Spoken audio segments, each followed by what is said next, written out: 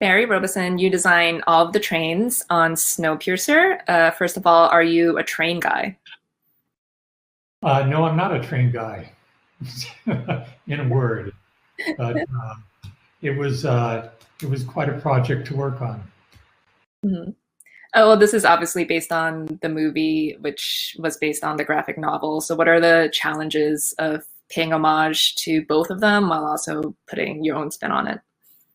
Well, it was interesting. I, I got a call from my agents that said, "Listen, we've got this difficult project that has just lost their production designer. Would you consider going to Vancouver and taking over the show?" And I said, well, because I'm a future guy, I said, well, let me read some of the scripts and then talk to the producers and writers. So we did that, and I realized what state the show was in. So, I got back to my agents and I said, yes, I'm happy to do it. It's an exciting project. I love the feature film so very much. And the one thing in our early Skype calls with the producers and the writers, they didn't want it to look anything like the film. So that made me want to do it even more because I could really kind of put my own spin on it. So I went back once I got to Vancouver and saw the disarray that I was jumping into. I spent a weekend really just combing through the graphic novels by Robison, and I really felt that looking through those graphic novels, they were so strong in their visual sense that I really felt that the show needed the same strength. It really needed a strong, bold look to it. And so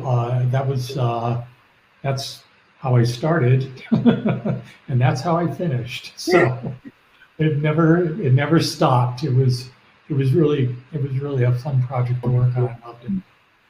Well, we know there are 1,001 cars, and there are certain cars that we see in almost every episode. So, did you start with those cars, or did you think about the wider scope of what all these 1,000 cars are? That's a great question, a really great question. So that same weekend that it was like cloudy and rainy and just a weekend to stay inside in Vancouver. I got a big long roll of paper, and I figured out how big a car would be and how long 1,001 cars would be. So it turned out to be extremely long, because it's over 10 miles. And so it was really interesting. And there had been no real sense of continuity in the design. And I really felt that had to be looked at seriously. So I sat with the showrunner and the director producer James, and we conceptualized how many classes there were on the train, because it's a metaphor for society. So you start with the tail, which is the lowest of low, caste, class, then you work your way up the train, and between the class sections, there are sort of neutral border crossings. So, I began to develop, the aesthetic that way. And then if you look at the show from the back end of the train, the tail, you go through a midsection, mid-tones, and then finally you arrive to first class, and that was conceptualized as heaven. for lack of a better analogy, light-filled and bright and white. And so it was a real, and the materials are all very fine and textures and all of that. So it felt very, very rich. So you could really, really get the sense of the classes, up and down the train. Yeah, and you see that in the pilot when they're bringing Andre to first class, and he enters a car and he's just literally blinded by the light from the giant windows that have light in the tail end. So yeah, it was really, really crazy. That was a crazy project. It's now 2 years since I did it, so my mind's a little bit rusty. There have been a number of other projects, between them. However, it was a great project. One thing that I'd love to tell you, as a designer, it was probably one of the most challenging projects I've ever worked on because of the size of the cars. They were somewhere 9 feet wide and 40 feet long and 9 feet high, and others we squeezed it out a little bit to 12 foot and 60 feet long. And so trying to design and make the cars interesting in that amount of space is probably one of the most challenging design challenges I've ever had. It was really, really cool.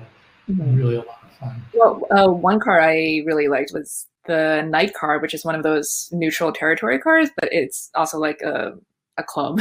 And I feel like that it looks bigger than it actually is. Like hearing you speak. Well, that's a good one that you called out.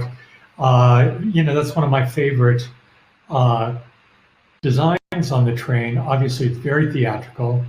I felt that we could push the height for some of these cars without going over the top with them.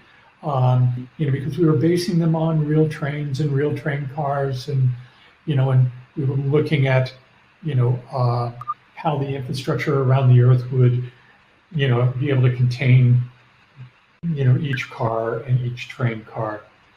And so if you look at trains today, you'll go out and see double-decker containers on train cars today. So with the night car, we felt that we could go a story and a half high.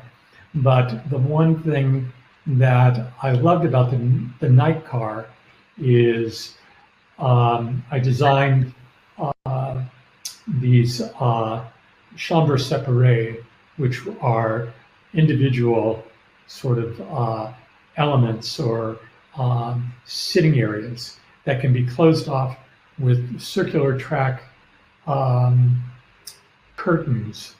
So it allowed the car to never deviate from the 10 to 12 foot width of the train, and yet it allowed for it to feel more expansive when we opened up those seating areas. And then in a couple of the episodes I recall, we had a big fight match, and one of the directors wanted to really open it up. There was a lot of discussion. Everybody said, no, no, no, no, no. It's got to stay within these parameters. And the studio was really holding our feet to the fire. The camera was able to jump out of the train, basically, to get the long wide shots or the long lens shots, for the fight sequence. But for the most part, it was within the parameters of the rest of the train, as was the first class dining room, which was also one of the largest sets, on the train. Were there any cars that you conceptualized that didn't make the show for whatever reason? No, I don't think so. I think, as Howard and David said, it's really interesting on a long form television the designer can really affect the quality, and the concepts of the show. So Night Car was one of mine. There's another area called The Chains, which I had to do a lot of convincing to the studio, to the directors, to the producers, to the writers, that this is a cool idea, because the way they had written it, it was going to be, just a couple of cars and one carriage. And I said, no, it would be so cool that the artists get in there and they've taken over the old foodstuffs that are being, eaten, and now these cars are empty and they're just containers, and they've gone in, they've cut holes, and they've made living quarters, and everybody was like, okay, what's going on? Cool. It's like a mishmash of things. It's kind of like, it has a very hipster vibe. Yeah, so it's like, they listened to me. We did some mock-ups, and I got the go-ahead, and then we just went full bore. And I had a brilliant young decorator up in Canada, Janessa Hitson, and just let her run wild. I just said, found materials, be creative. She came up with lights in old plastic bottles and, curtains made of things. And I mean, it was always a thrill going into that set. So that one was one.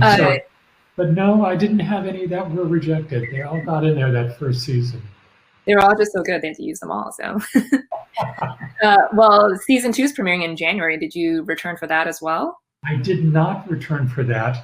I would have loved to have, but during the interim time that they were doing all the edits and whatnot, I accepted another project called The Dark Tower, which was, Stephen King's project, and I really wanted to do it.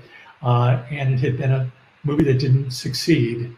And we went to Croatia, and while I was in Croatia, the producers of Snowpiercer called me and said, hey, can you come and do this second season? And I said, no, I just can't. So,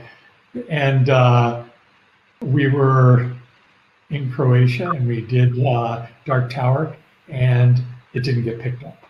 So I didn't get to do Dark Tower. Oh, well, if there's a season 3, would you return? Yeah, I would. Yeah, I would, because it's so creative, and there's so much storytelling to be had. But you live by the sword, you die by the sword. So we have hundreds more train cars to design. So, well, Mario, great to be with you. Thanks so much for your time.